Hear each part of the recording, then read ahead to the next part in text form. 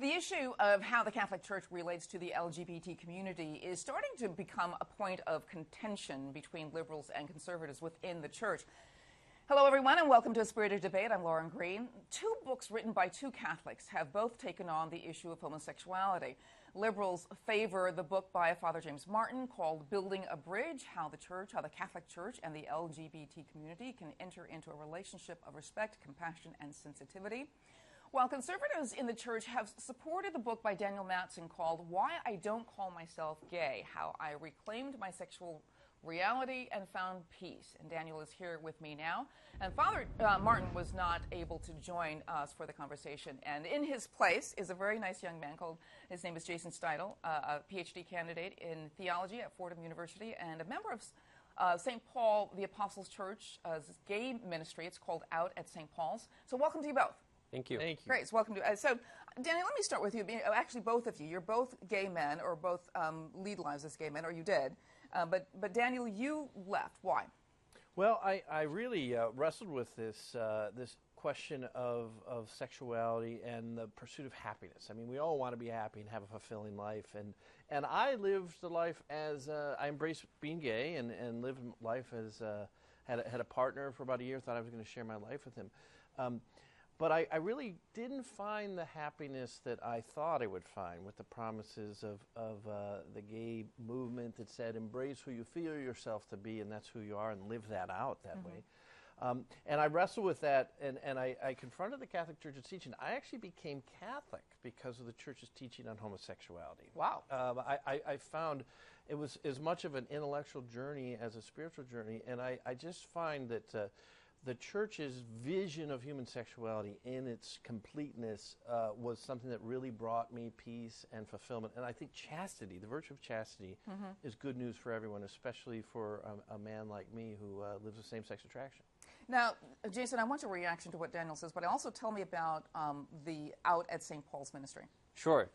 So first of all, I'll say that I'm a proud gay and I'm a proud Catholic man. I'm a convert to the Church. I grew up an evangelical Protestant. And since then, it's been a long process, but I think a God-given process of coming to terms with who God created me to be as a gay man in a relationship with another man. So for me, it's been a process of realizing the great gift, the great joy that comes along with living the life that God created me to live. Out at St. Paul's is a ministry at St. Paul the Apostle Parish here in Manhattan. It's a community of LGBTQ individuals who are proud to be gay and proud to be Catholic. And we live our lives together in community. We do service projects. We do faith-based events. And we socialize together. Yeah. Daniel, I'm interested in your reaction to Out at St. Paul's ministry. What do you think of that? Well, I have great affection for Jason and I. We were chatting before. We had a good time. I mean, in the opening of the segment is liberals and conservatives. One of the reasons I wrote my book is I just dislike all these labels that we have. We're both Catholics, right? And this whole bringing in liberal and conservative into Catholicism, I just find unfortunate. And so for me, I mean, all these the men and women out at St. Paul, I consider as brothers and sisters in the Lord.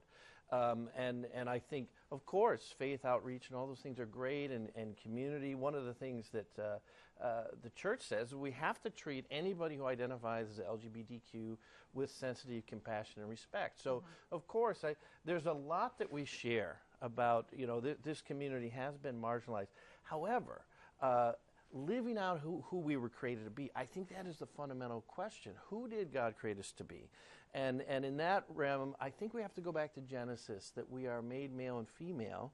And Jesus reiterated that himself when he said, have you not read from the very beginning that he who created them male and female with an innate, written into our body, sexual orientation towards the opposite sex.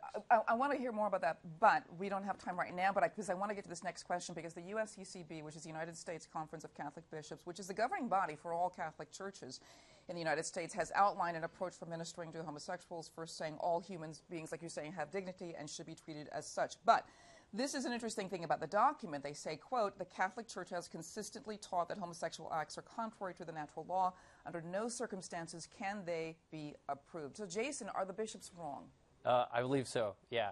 I'm a Catholic. I love the Catholic tradition. but sometimes the Catholic Church, sometimes the bishops get things wrong. We've seen this the case with slavery. We saw this the case with the Church's approach even to democracy, things like personal conscience. There was a time when the Church approved of slavery. There was a time when the Church was opposed to personal conscience and democracy in the world. So the Church changes. The Church does get things wrong, and I think this is a place where the Church, or at least the way that the bishops are presenting Catholic tradition, are wrong. Okay, there's obviously much more we can discuss, and we're going to discuss this actually in a podcast. Daniel's book is called Why I Don't Call Myself Gay. Jason and Daniel, I want to thank you so much for being here on A Spirited Debate. And we're going to go further. We're going to delve further into this topic of the Catholic Church and homosexuality on my podcast, Lighthouse Faith, Moving Forward in Truth and Love. I'm Lauren Green, and thanks for watching.